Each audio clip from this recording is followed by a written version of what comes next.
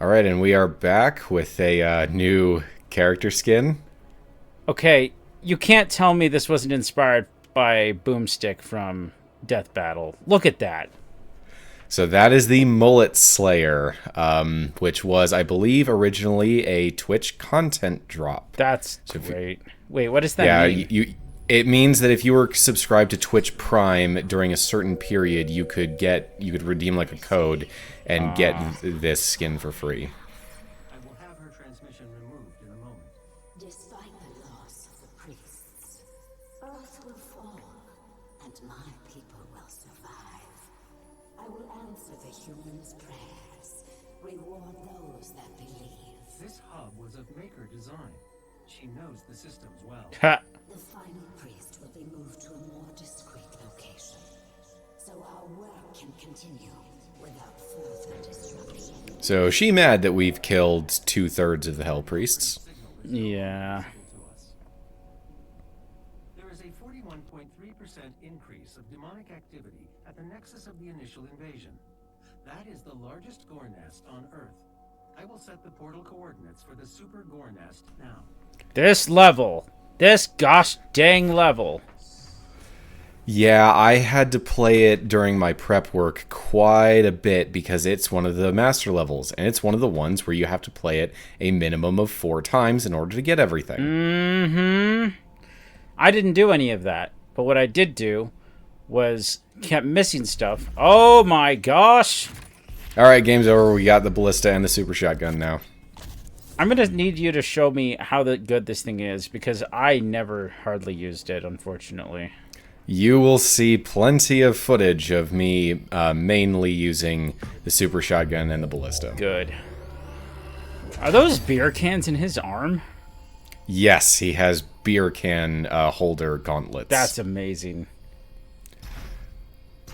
But yeah, so it seems as though the Super Gore Nest is located somewhere in Europe, which means, oh yeah, America's gonna have to go in and fix all of Europe's problems again. Yup. I choose to believe it's in the Vatican, even though that's wrong. Just because it's You funnier. know what? That might be the reason why they put it there.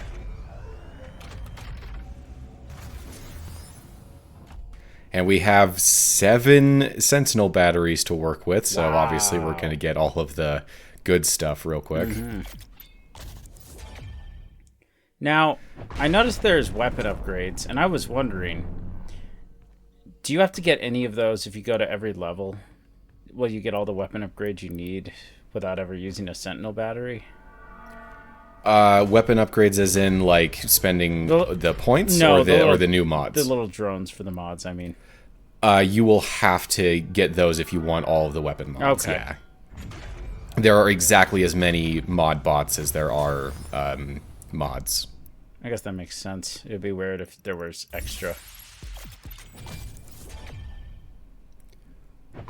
Alright, so that's 2 more Sentinel Crystals, which means that we get an entire new perk, which I opted for the suck up loot from further away. Treasure Magnet, basically. Treasure Magnet is good. Would you believe me if I said I did the crystals in a way where I took as long as possible to get 2, so I was gimped the entire game until I got enough to fill all of them? Except, I don't know. Why did you do that? I don't know! None of them sounded good. I didn't know that shields were so good yet. Yeah, they are all pretty good.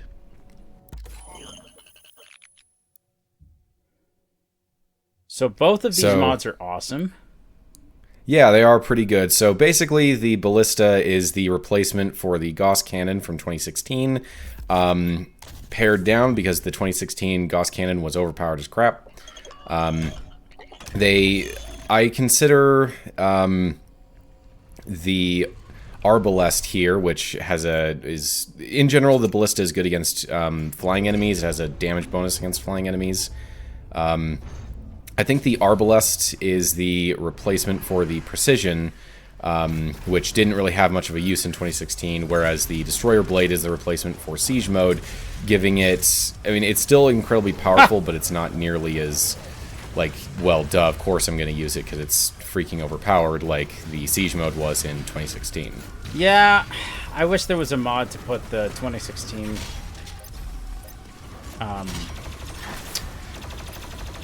Gauss Cannon back in, just for fun. Yeah. So, I want Yeah. you to say that weapon mod name one more time. Arbalest? Arbalest. So, Maybe I'm mispronouncing the it, way but- that I pronounced it was the Arablast. But maybe I'm wrong. But at least I can make the Ara joke. Da-da-da. Oh, he's gone. So, see? But yeah. I was just gonna say that the thing that makes the Ballista so good is that it has really good burst damage. Shoot one shot, if it hits, it's really powerful. And combine that with quick swapping, yeah, it's a pretty good combo. I'm going to need to sit down and have you help me learn to quick swap. I can't do it. I just feel like I'm doing it wrong. Oh, yeah, you may have noticed real quick there the rocket launcher. It's got the caution skin on it. I tried to pick skins that were fairly appropriate for each level and skin, Slayer skin, so... That makes sense. But yeah, this level is just sort of like a stop by in the course of the plot. Just random problems happening on Earth. Let's go clean it up, and then we can move on to what we're actually after, which is killing the last Hell Priest. Oh, red gun. Plaid. This is the site where the invasion began, the oldest and most corrupted location on the planet. The Ark fought hard, but they were eventually driven out by the demons. All right, so we get some scenery, Gorn, that I would say is even better than in the first level. There's a reason why this level was one of the first ones they showed off. Yeah, I mean, they literally just, ooh, I forgot, we got the flaming hook, woo. But they literally said this is ground zero for invasion, so it makes sense it would be the most messed up. Yep. We have pieces of buildings that are floating in midair, so yeah. I always breathe a sigh of relief when I see the mission challenges, and some of them are just collect a thing, which I'm like, I was going to do that anyway. So all we really need to worry about is getting the glory kills on the pinkies. Son of a bitch. One up. I've never gotten. Aha. Yeah, I'll be getting that in a minute. I have sprinted to it, and I can't make it in time. You can't do it right then. It's something that you get in a little bit. But yeah, this little area is quite an iconic arena for Eternal. So right there was the first shot of me using the Super Shotgun Ballista combo. It went by so do it fast. again? I didn't even. Oh my gosh! How There you go. Embarrassing. So yeah, it wasn't until this playthrough that I really started using it and realizing how good it is. It's kind of crazy.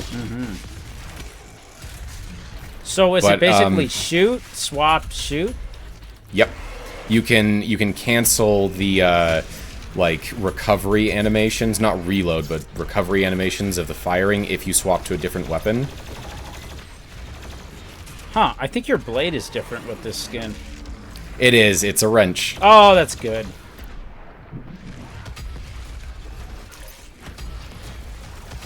But yeah, they got the rocket launcher there. So, I mentioned the Twitch Prime drop nature of this skin originally.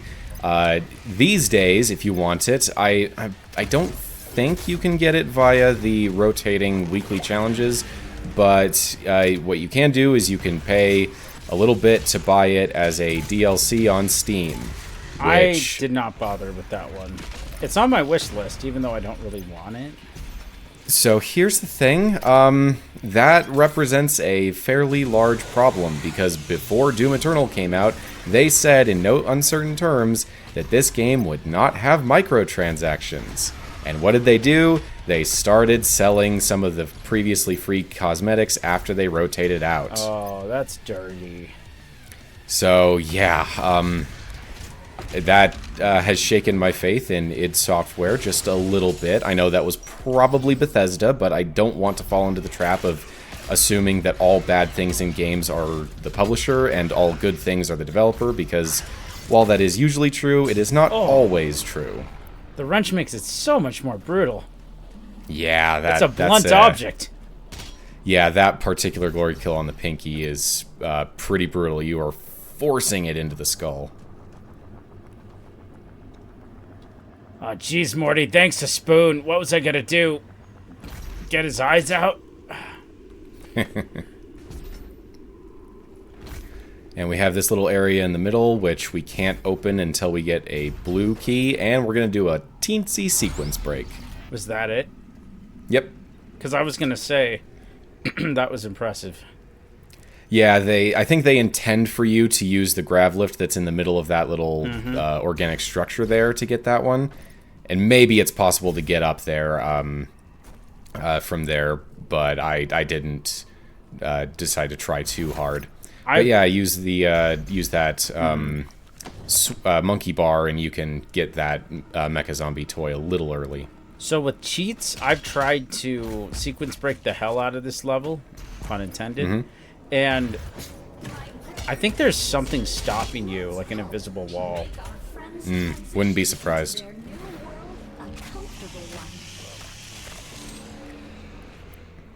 And as if 2 weapon mods at the Fortress of Doom wasn't enough, here's another.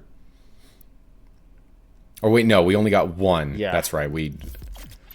Alright, so here's the other Ballista. I love this upgrade. It might be my favorite from an audio standpoint. I don't use it too much because I find that it takes a while to charge up. Even with the it is mastery? potentially very powerful. Yeah, it's a... I usually find that there's just a better option. Darn. But maybe I just need to use it, play around with it a little more. It's one of those things where it's like in Smash where you know something's going to take a lot of time to cook, so you have to start cooking it earlier than most things. Yeah. But you might not know you need it till it's too late, so I see the problem. I was hoping you wouldn't upgrade the speed yet, because it's fun hearing it charge up slow. It sounds like a demonic dial-up internet modem. Oh, that guy was standing on nothing.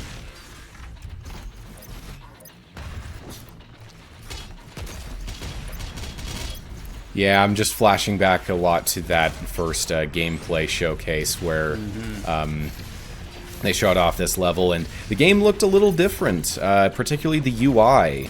To the point where when people got a look at the final UI, they were a little... not everybody was happy. People thought that it was too colorful and too overbearing, a little bit too much like a mobile game. Yeah. Sounds like me with Spore's development. I followed that game from its infancy, and I should not have dropped $80 at GameStop for it. Yeah, that said... Yeah, with Eternal, though, they do give you a bevy of options to customize your UI to say you get this one up. Okay, I'll have to tell you later all my attempts.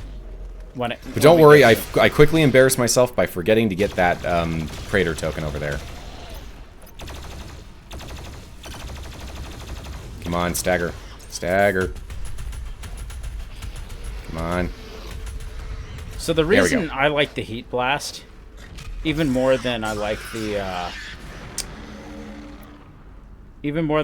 just the blast, once it gets to the fully charged mode, the red shots do so much damage that it's like, this is amazing. Yeah. It can be a pretty good efficiency booster. I 100%. Although I often forgot that. This area. Huh. Yeah, there was a little toy back there. I think they showed that little alcove in that first gameplay showcase, so that's how I knew where it was. It's like the Mario 3 warp whistle in the movie The Wizard. You would only Although know I don't think The Wizard. I don't think there was a toy back then. Maybe that was him grabbing like this rocket launcher or something. So fuck the buff totem. Yeah, we have the buff totems here. They certainly want to make you know that they're here in this introduction, since it's hidden behind this little door to the left, teeth door, and you have to pick the right one of these warps to get to it. Oh, that's how it works? I was I thought it was like you have to do one, then the other, and then it'll finally open the right one. I mean, I could have sworn that I have done it in the past where you pick the right one and it takes you right to it. Is it random? I don't think so. I think I just forgot which one was which and kept getting the wrong one. Speeding up enemies' animations like that is so goofy, but it kind of gives me anxiety whenever I'm trying to, like, deal with it. Alright, just gonna grab this collectible in the middle of the battle. Don't worry about it. But yeah, buff totems make enemies faster, more aggressive. I think they might be a little bit... They might hit harder and have a little more health. I'm not sure about that. But certainly they're harder to hit, and it also constantly respawns them until the buff totem is dead. I wish they showed the backside of the coin, because... Oh, I could just picture it having Doom Guy's head on it, and it says, "In Doom we trust." If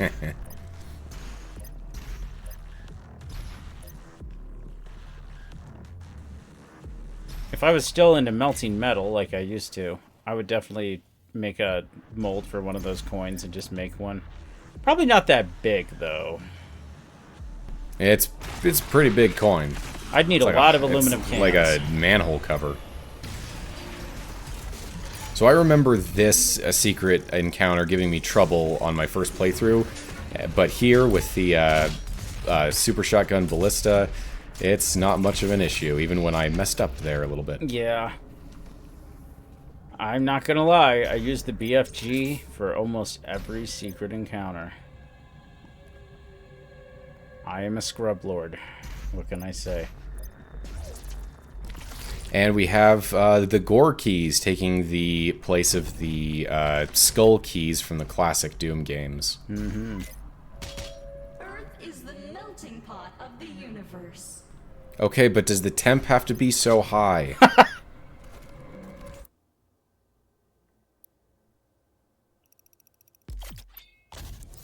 That's a great one. Yeah, I like the one where you speed up after a glory kill, because that can really help you get around in tight situations. It also activates after chainsaws, because chainsaws, I believe, are technically considered glory kills. I like this, so that's great. I like the stim pack icon for it. It makes me think of, heck, StarCraft and StarCraft 2. Mm-hmm.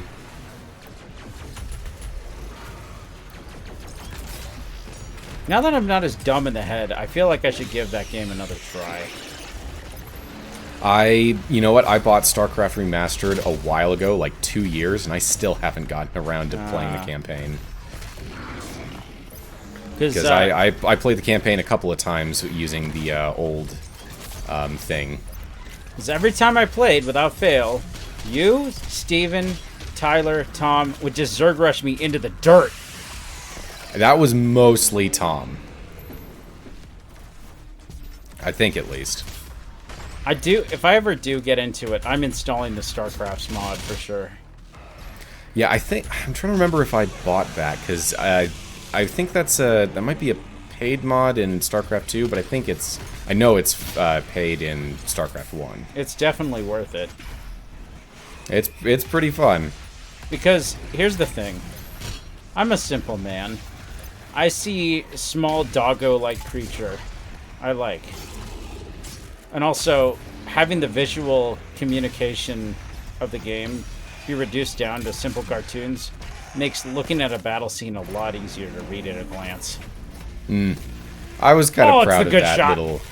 Yeah, I was kind of proud of that mid-air that was sick. sniping of the Revenant. yeah, the another reason why the Ballista is pretty good is that it's effectively the same power as a precision bolt shot, but without needing to charge it up first. So it can. Oh, it is? It can one shot. It can one shot weak points. Oh my gosh! I thought you said they toned it down. I mean, they toned down the siege mode from 2016. Yeah, siege mode was ridiculous. Whoa! I did. What?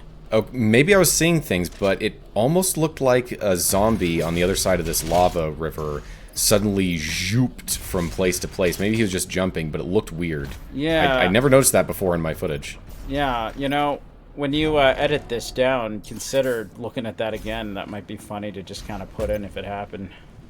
Yeah, I'll think about it. If it happens. Infinite ammo is great. I love it. Yep, good little cheat code. Anytime I play Metroid Prime 2, it is a must. Yeah, I'm not sure. Oh, there's the Slayer key up there, and Slayer gates over there. Yep.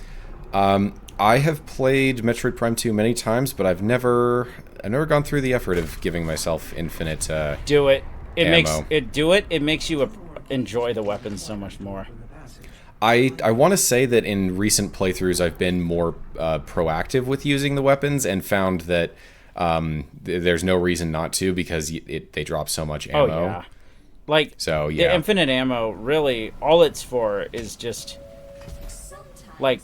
removing that little mental barrier. Yeah, now I will say there's a big difference between infinite ammo, beam ammo, and infinite missiles.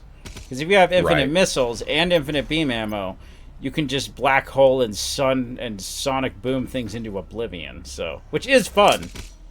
It is fun. But what's the challenge in that?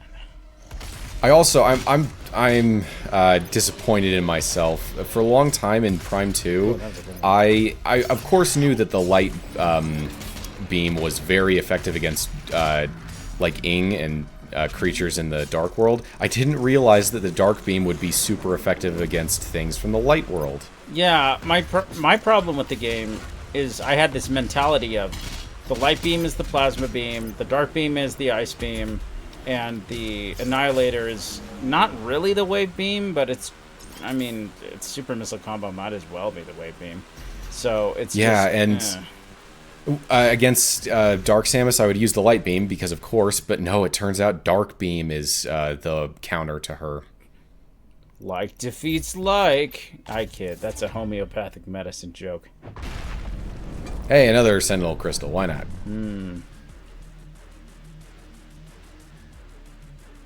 This is the heart of the nest. It has taken root in this facility's main... Oh, you mean metaphorically? Reactivating the No. Yeah, no, there is a beating heart around this nuclear reactor. Which has to be one of the most metal sentences I've ever heard anyone utter. Doom does like its heavy metal influences.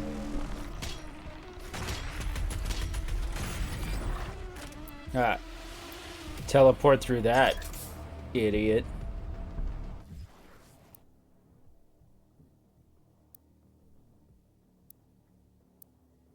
Just seeing the word arsenal makes me want to watch Young Justice again. Oh no.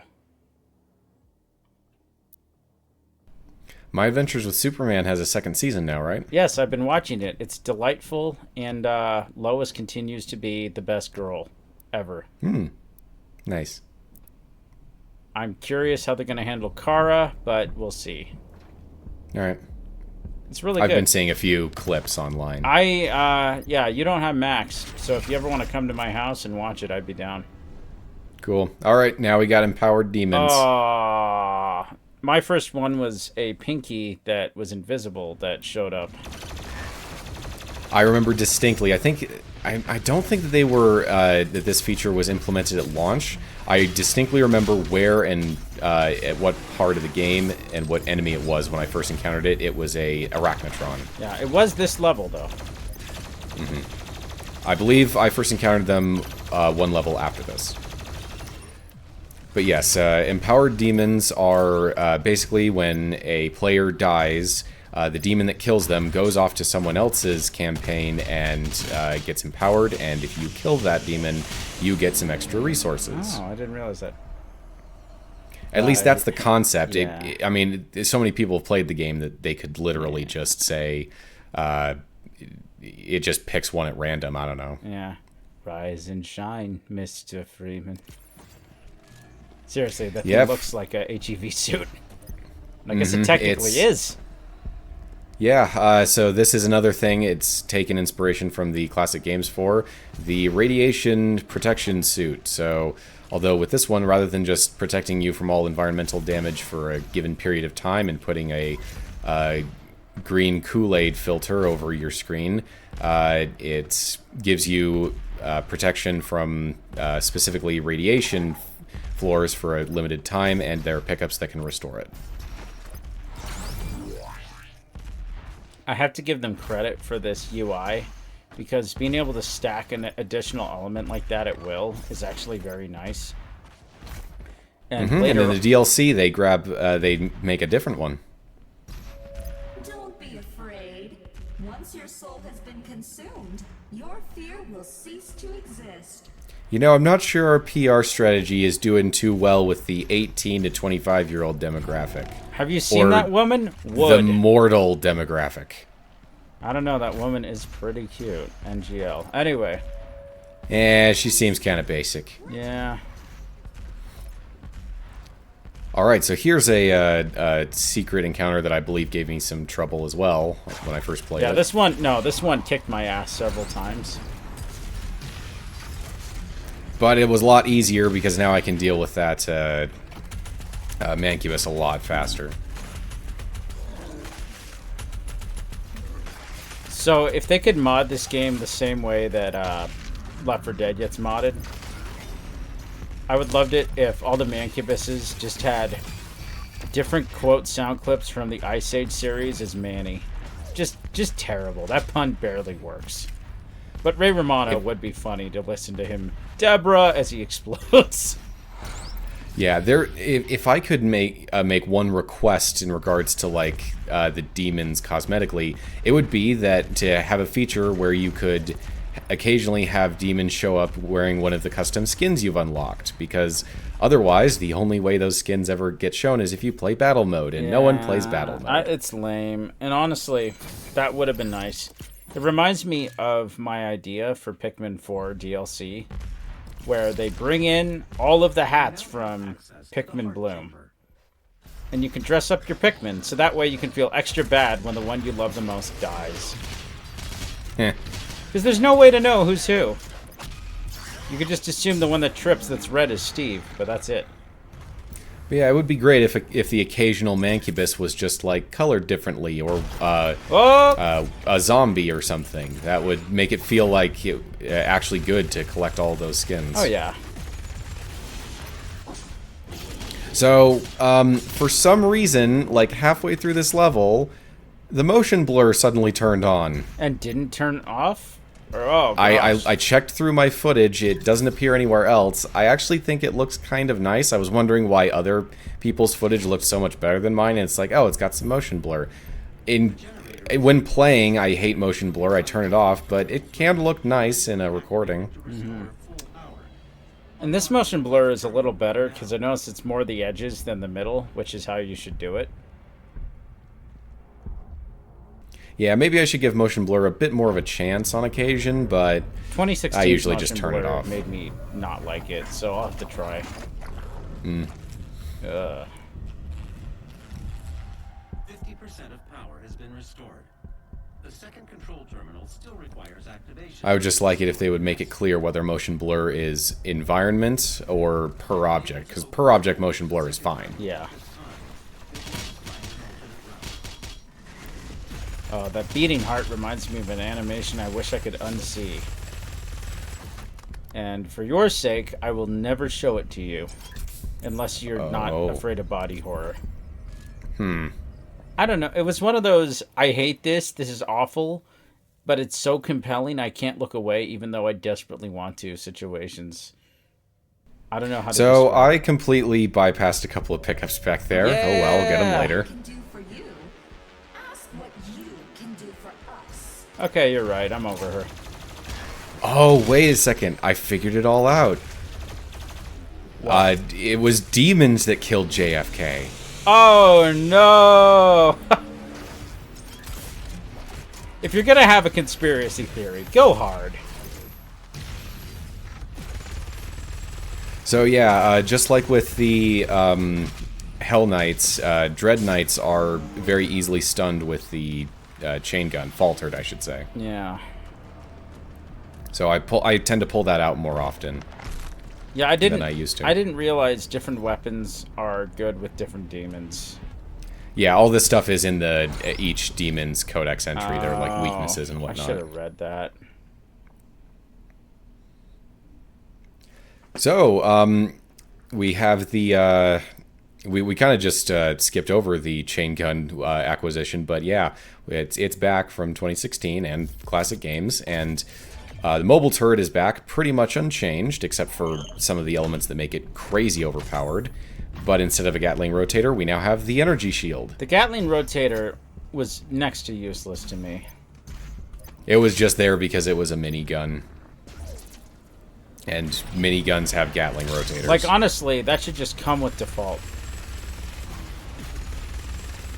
And the main thing that made it pointless in Eternal was the fact that it no longer has a spin-up time. Yeah. It works like classic Doom, where it just starts firing immediately. Okay, that reminds me of two things. One, I always thought a minigun and a chain gun and a Gatling gun were all different. Am I wrong? I think there are technically differences, but they're generally pretty similar. Okay. And right here, during my prep work, I made a mental note, hey, there's a little secret here that I always missed, and I forgot to get it. Oh, yeah, my man. Right to the right here, right there. Yeah. There's a crack on that wall. And then I think it there's just like a gives you some one-up or shields. something. Yeah. It's not a 1-up. I wouldn't have missed it because it Okay. would have been on the marked on the map, but Yeah, yeah, you're I just right. didn't get it. But yeah, so I actually don't use the mobile turret much in here. I much prefer the energy shield. I find it much more useful. That's surprising. I'll have to see how you use it, because I only started to use it in the DLC. I mean, first off, it is really good at soaking up damage, and if you use it to while you dash into an enemy, it can do a lot of damage. Yeah, I never had the coordination to make that work. I need to practice. UAC. Your blood sacrifice today makes for a better tomorrow. Man, we're picking up batteries left and right. Just call me the Energizer Bunny, because I'm pink. Wait, there's no glass there? Oh, no wonder I Nope. struggled to get over there. Okay, Yep. the way I got over there is so stupid, you won't believe me. So you know how there's one next to it? Yeah. I basically hopscotched. And I made it way harder than I had to. Oh, man. And I screwed up getting back, so just cut Fun back. times. So, once you get this rune, the minigun conversation reminded me of another one we had in a different part. Mm-hmm. So, let's see. That one's equipment something that you got for your rune. I think that's the one where if you kill demons when they are under the effect of equipment, like burning or frozen, that reduces the cooldown of that. Oh, equipment. yeah, that one's cool. Okay, so, remember how I was saying in Arkham, the Arkham games, that I found it weird that it's called the grapnel gun, not the grapple gun? Yeah. Well, I was on Reddit, which was my first mistake. And, yes, I'm following the slowly going insane Arkham subreddit. Hold on, guys. You'll make it. If Titanfall subreddit can get out of hell, you can too. But anyway, somebody was having the discussion of, oh, it's pronounced grapnel, not grapple. And I was like, hey, is there a difference? And the guy's like, yeah, there's an N. And I went to Google. Apparently, it's a data-datum situation, so grapple is a verb. Grapnel is a noun. It's a grapnel gun that allows you to grapple. It's very Okay. stupid. I believe data and datum is one is plural and one It is is singular. I'm just saying it's a similar, like, this feels pedantic if anybody. It's like the to whom it may concern kind of crap. Oh yeah, whom. Even I can't keep that one straight. No. And English. I'm usually pretty good about English. grammar, other than my in writing. I use the word just way too much. American English just is 3 kids in a trench coat.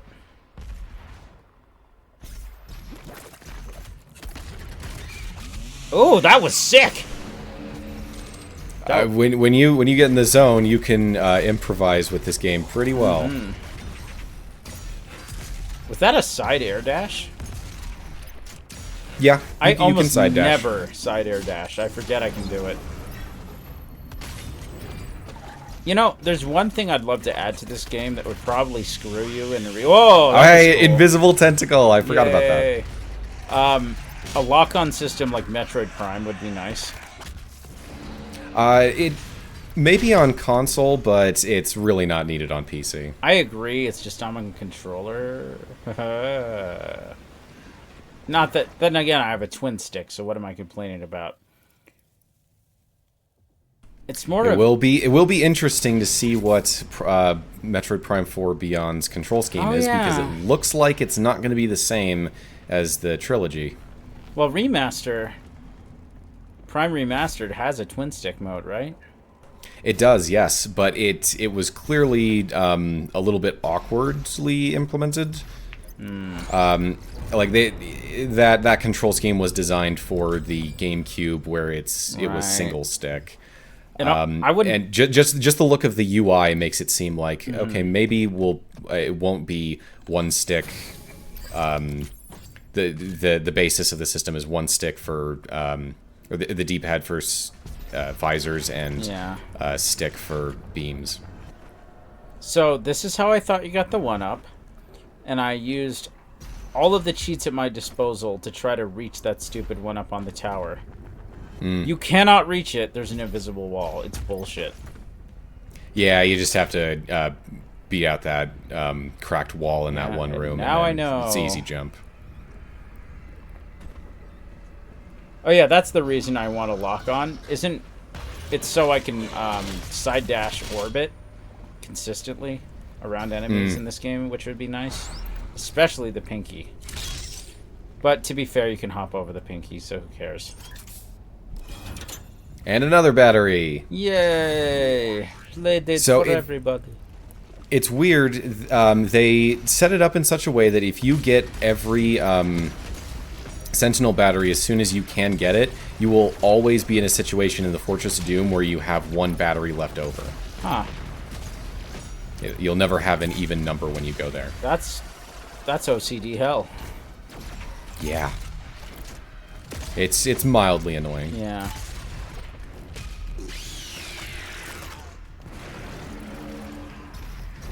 But yeah, hopefully through this one level you can see how crazy overpowered the Super Shotgun Ballista combo is, because I've been using it a lot. So I realized having that Stim Pack Haste always on through a cheat code, you can, and other things, you can move so far and jump so far, it just breaks level geometry like crazy. I love it. So I've been wondering, these places don't feel diegetic. That is to say, they almost feel like portals in of themselves. Like the gate was not built; it just showed up. Perhaps. I think in some later levels, where it's really improbable that there would be a Slayer Gate there, they do make a token attempt in the environment to make it plausible. Okay. But yeah, you could say that these just sort of came along with Hell.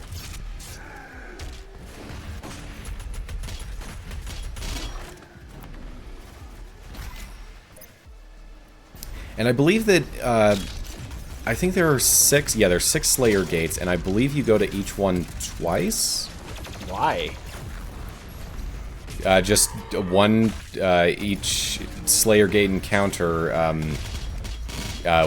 there's these 3 arenas, and you do each of them twice. Oh, because I was going to say, I wish there was more variety in these arenas, and now I know that it's worse than I thought.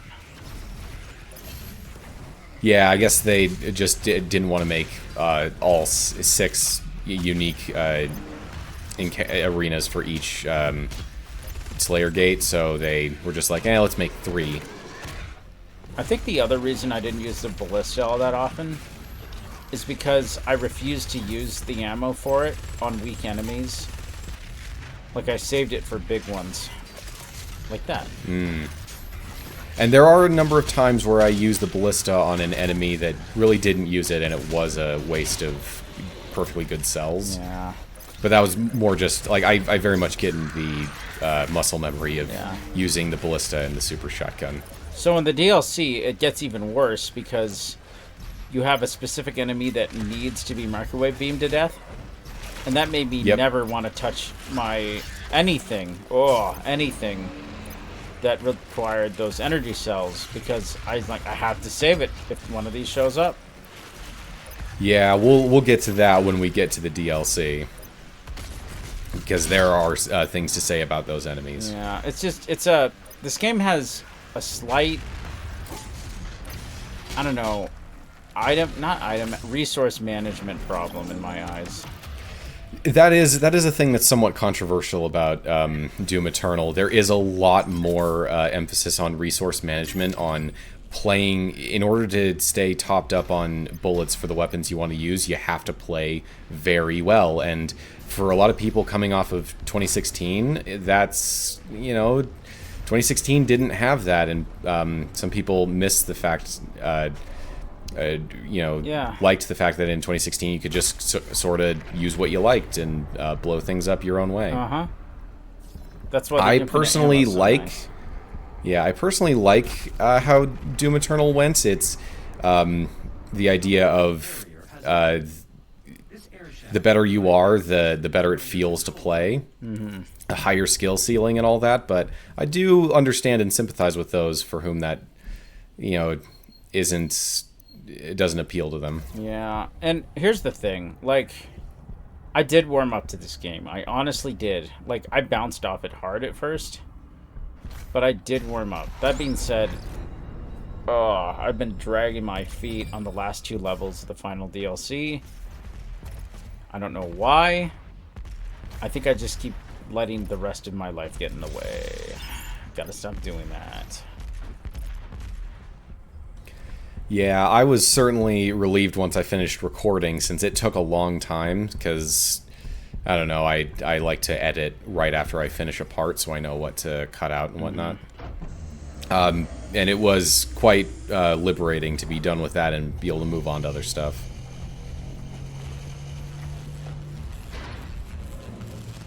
The generator is now at full power. You can now use the main console to destroy the heart.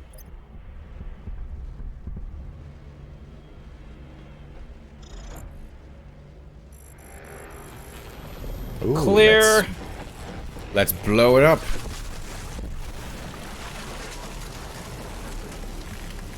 It was not clear. The generator is overloading. I have marked your exit. All right, Get to the chopper! Speaking of Metroid, let's have a Metroid escape sequence. Okay.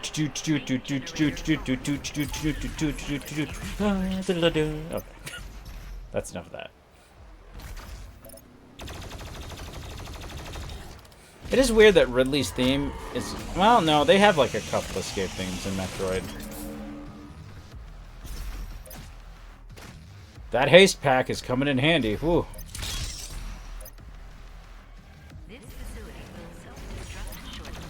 So, did Doom Guy just, like, go too ham turning it up or something, or...?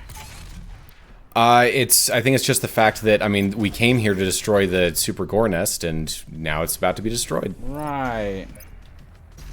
So, got a bit sloppy, lost another life.